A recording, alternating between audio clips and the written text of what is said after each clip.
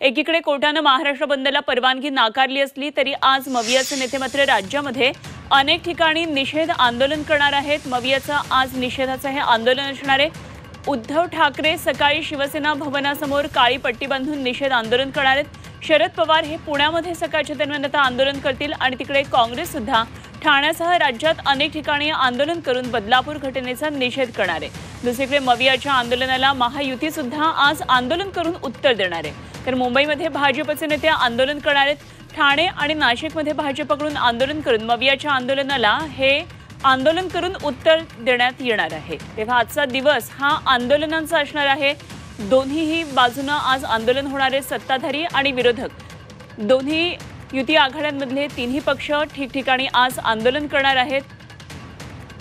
तेव्हा आजचा दिवस महाराष्ट्रामध्ये असणार आहे तो आंदोलनांचा।